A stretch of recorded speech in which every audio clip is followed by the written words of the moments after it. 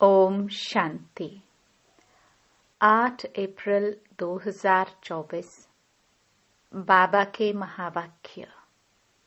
मीठे बच्चे, इन आंखों से जो कुछ देखते हो यह सब खत्म हो जाना है, इसलिए इससे बेहद का वैराग्य।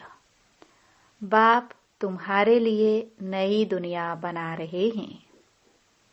प्रश्न, तुम बच्चों की साइलेंस में कौन सा रहस्य समाया हुआ है? उत्तर, जब तुम साइलेंस में बैठते हो तो शांति धाम को याद करते हो। तुम जानते हो साइलेंस माना जीते जी मरना। यहाँ बाप तुम्हें सतगुरु के रूप में साइलेंस रहना सिखलाते हैं। तुम साइलेंस में रह अपने विकर्मों को दग्ध करते हो। तुम्हें ज्ञान है कि अब घर जाना है। दूसरे सत्संगों में शांति में बैठते हैं, लेकिन उन्हें शांति धाम का ज्ञान नहीं है। ओम शांति। मीठे मीठे सिखिलदे रूहानी बच्चों प्रति शिव बाबा बोल रहे हैं। गीता में है श्री कृष्ण बोले, लेकिन है शिव बाबा बोले। श्री कृष्ण को बाबा नहीं कह सकते। भारतवासियों को मालूम है कि पिता दो होते हैं, लौकिक और पारलौकिक। पारलौकिक को परम पिता कहा जाता है, लौकिक को परम पिता कह नहीं सकते। तुमको कोई लौकिक पिता नहीं समझाते हैं। पारलौकिक बाप पारलौकिक बच्चों को समझाते हैं। पहले पहले तुम जाते हो शांति धाम, जिसको तुम मुक्ति धाम, निर्वाण धाम व वानप्रस्थ भी कहते हो। अब बाप कहते हैं, बच्चे अब जाना है शांति धाम। सिर्फ उनको ही कहा जाता है टावर ऑफ साइलेंस। यहाँ बैठे हुए पहले पहले शांति में बैठना है। कोई भी सत्संग में पहले पहले शांति में बैठते हैं, परंतु उन्हों को शांति धाम का ज्ञान नहीं है। बच्चे जानते हैं हम आत्माओं को इस पुराने शरीर को छोड़ घर जाना है। कोई भी समय शरीर छूट जाए, इसलिए अब बाप जो पढ़ाते हैं वह अच्छी रीति पढ़ना है। वह सुप्रीम टीचर भी है, सद्गति दाता गुरु भी है। उनसे योग लगाना है। यह एक ही तीनों सर्विस करते हैं। ऐसे और कोई एक तीनों ही सर्विस नहीं कर सकते। यह एक बाप साइलेंस भी सिखलाते हैं। जीते जी मरने को साइलेंस कहा जाता है। तुम जानते हो हमको अब शांति धाम घर में जाना है। जब तक पवित्र आत्माएं नहीं बनी है, तब तक वापस घर कोई जा न सके।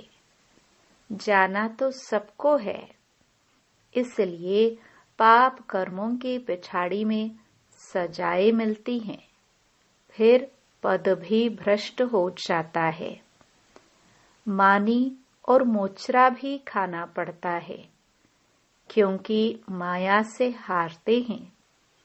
बाप आते ही हैं माया पर जीत पहनाने, परंतु गफलत से बाप को याद नहीं करते। यहाँ तो एक बाप को ही याद करना है। भक्ति मार्ग में भी बहुत भटकते हैं। जिसको माथा टेकते उनको जानते नहीं। बाप आकर भटकने से छुड़ा देते हैं। समझाया जाता है, ज्ञान है दिन, भक्ति है रात। रात को ही धक्का खाया जाता है।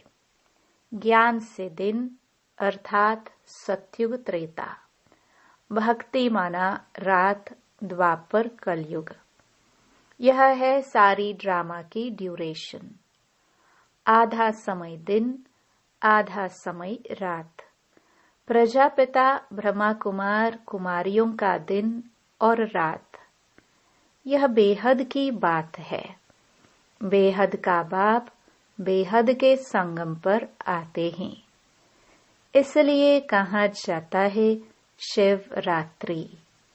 मनुष्य यह नहीं समझते कि शिवरात्रि किसको कहा जाता है।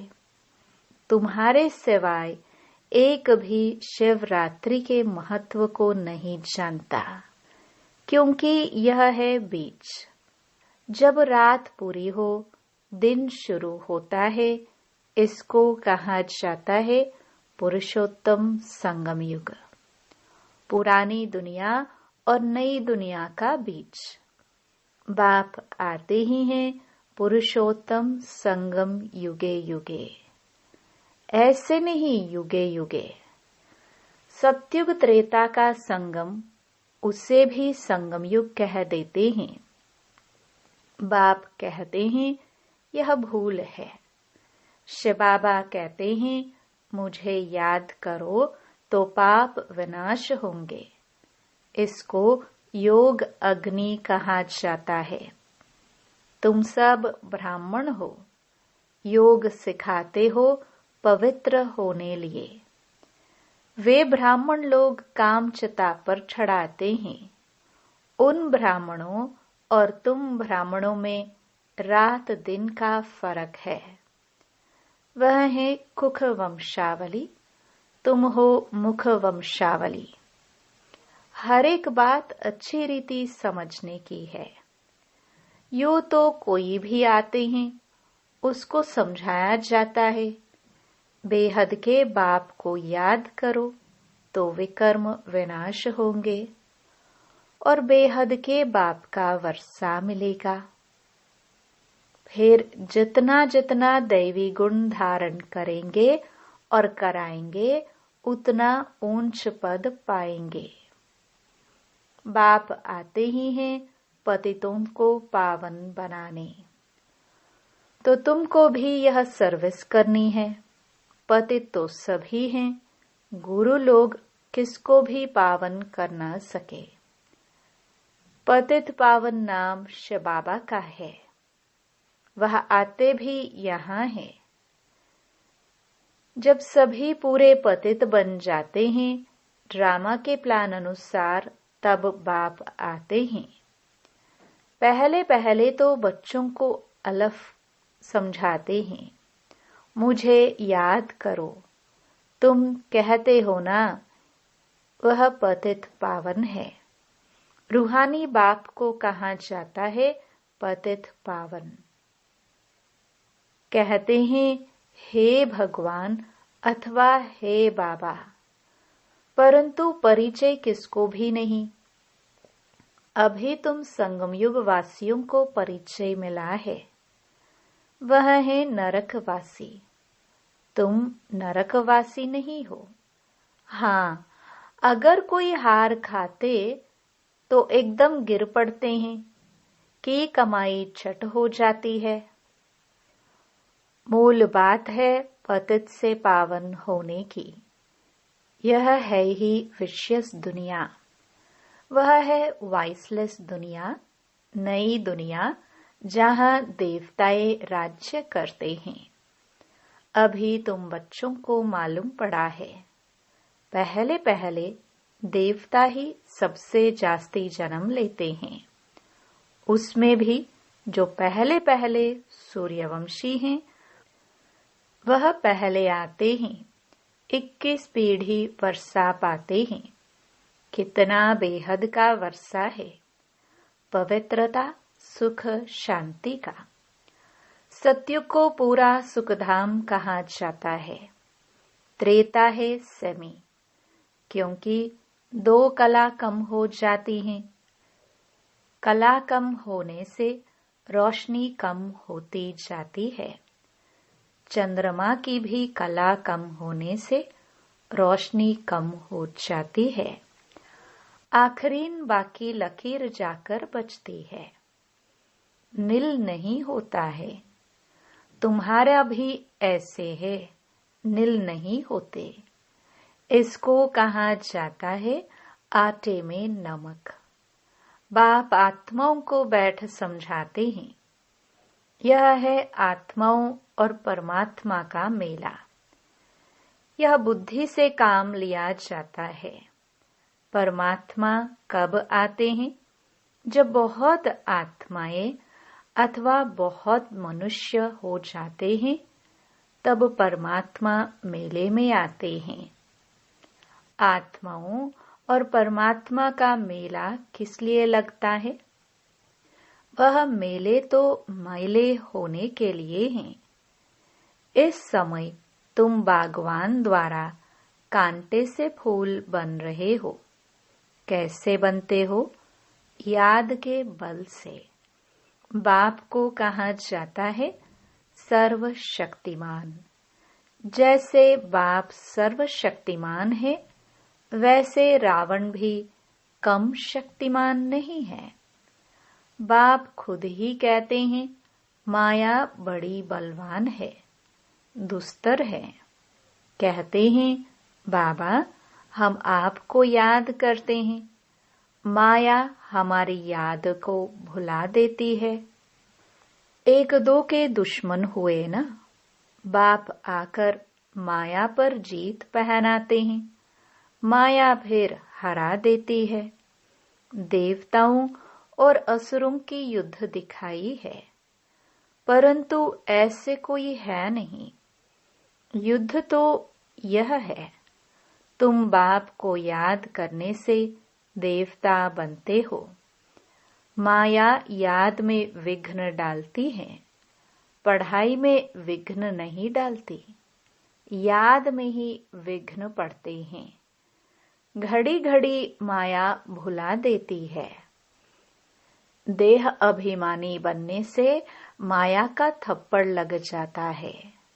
कामी जो होते हैं उनके लिए बहुत कड़े अक्षर कहे जाते हैं। यह है ही रावण राज्य। यहाँ भी समझाया जाता है पावन बनो, फिर भी बनते नहीं। बाप कहते हैं बच्चे विकार में मत जाओ, काला मोह मत करो। फिर भी लिखते हैं बाबा माया ने हार खिला दी, अर्थात काला मोह कर बैठे। गोरा और सांवरा है ना। विकारी काले और निर्विकारी गोरे होते हैं। श्याम सुंदर का भी अर्थ सिवाय तुम्हारे दुनिया में कोई नहीं जानते। श्री कृष्ण को भी श्याम सुंदर कहते हैं। बाप उनके ही नाम का अर्थ समझाते हैं। श्री कृष्ण का 1 नंबर प्रिंस था। सुंदरता में नंबर 1 यह पास होता है। फिर पुनर्जन्म लेते लेते नीचे उतरते उतरते काले बन जाते हैं, तो नाम रखा है श्याम सुंदर। यह अर्थ भी बाप समझाते हैं। शिव बाबा तो है ही एवर सुंदर। वह आकर तुम बच्चों को सुंदर बनाते हैं। पतित काले पावन सुंदर होते हैं। नेचुरल ब्यूटी रहती है। तुम बच्चे आए हो कि हम स्वर्ग का मालिक बने। गायन भी है शिव भगवानुवाच। माताएं स्वर्ग का द्वार खोलती हैं, इसलिए वंदे मातरम गाया जाता है। वंदे मातरम तो अंडरस्टूड पिता भी है। बाप आत्माओं की महिमा को बढ़ाते हैं। पहले लक्ष्मी, पीछे नारायण। यहाँ फिर पहले मिस्टर, पीछे मिसेस। ड्रामा का राज ऐसा बना हुआ है। बाप रचयिता पहले अपना परिचय देते हैं। एक है हद का लौकिक बाप, दूसरा है बेहद का पारलौकिक बाप। बेहद के बाप को याद करते हैं क्योंकि उनसे बेहद का वर्षा मिलता है। हद का वर्षा मिलते हुए भी बेहद के बाप को याद करते हैं। बाबा आप आएंगे तो हम और संग तोड़ एक आपसे ही जोड़ेंगे। यह किसने कहा? आत्मा ने। आत्मा ही इन ऑर्गन्स द्वारा पाठ बजाती है। हर एक आत्मा जैसे जैसे कर्म करते ही ऐसे ऐसे जन्म लेती है। साहूकार गरीब बनते हैं, कर्म है ना। यह लक्ष्मी नारायण विश्व के मालिक हैं। इन्होंने क्या किया यह तो तुम जानते हो और तुम ही समझा सकते हो। बाप कहते हैं इन आंखों से तुम जो कुछ भी देखते हो बेहद का वैराग्य। यह तो सब खत्म हो जाना है। नया मकान बनाते हैं तो फिर पुराने से वैराग्य हो जाता है। बच्चे कहेंगे बाबा ने नया मकान बनाया है, हम उसमें जाएंगे। यह पुराना मकान तो टूट फूट जाएगा। यह है बेहद की बात। बच्चे जानते हैं बाप आया हुआ है स्वर्ग की स्थापना करने। यह पुरानी छीछी दुनिया है। तुम बच्चे अभी त्रिमूर्ति शिव के आगे बैठे हो। तुम विजय पहनते हो। वास्तव में तुम्हारा यह त्रिमूर्ति कोट ऑफ आर्म्स है। तुम ब्राह्मणों का यह कुल सबसे ऊंचा है, चोटी है। यह राजाई स्थापन हो रही है। इस कोट ऑफ आर्म्स को तुम ब्राह्मण ही जानते हो। शिव बाबा हमको ब्रह्मा द्वारा पढ़ाते हैं देवी देवता बनाने के लिए। विनाश तो होना ही है। दुनिया तमो प्रधान बनती है तो नेचुरल कैलामिटीज भी मदद करती हैं। बुद्धि से कितनी साइंस निकालते रहते हैं। पेट से कोई मुसल नहीं निकले हैं। यह साइंस निकली है जिससे सारा कुल को खत्म कर देते हैं। बच्चों को समझाया है ऊंच ते ऊंच है शिव बाबा। पूजा भी करनी चाहिए एक शिव बाबा की और देवताओं की।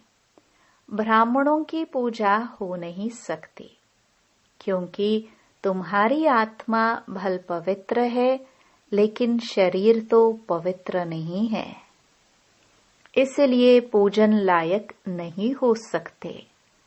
महिमा लायक हो। जब फिर तुम देवता बनते हो तो आत्मा भी पवित्र, शरीर भी नया पवित्र मिलता है। इस समय तुम महिमा लायक हो। वंदे मातरम गाया जाता है। माताओं की सेना तो क्या किया? माताओं ने ही श्रीमत पर ज्ञान दिया है। माताएं सबको श्रीमत पर ज्ञान देती हैं। माताएं सबको ज्ञानामृत पिलाती है। यथार्थ रीति तुम ही समझते हो। शास्त्रों में तो बहुत कहानियां लिखी हुई है।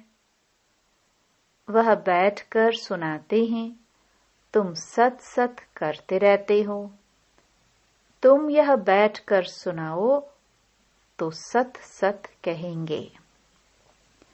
अभी तो तुम सत सत नहीं कहेंगे। मनुष्य तो ऐसे पत्थर बुद्धि हैं जो सत सत कहते रहते हैं। गायन भी है पत्थर बुद्धि और पारस बुद्धि। पारस बुद्धि माना पारसनाथ। नेपाल में कहते हैं पारसनाथ का चित्र है। पारसपुरी का नाथ यह लक्ष्मी नारायण है। उन्हों की डिनास्टी है। अब मूल बात है रचयिता और रचना के राज को जानना, जिनके लिए ऋषि मुनि भी नेति नेति करते गए हैं। अभी तुम बाप द्वारा सब कुछ जानते हो, अर्थात आस्तिक बनते हो।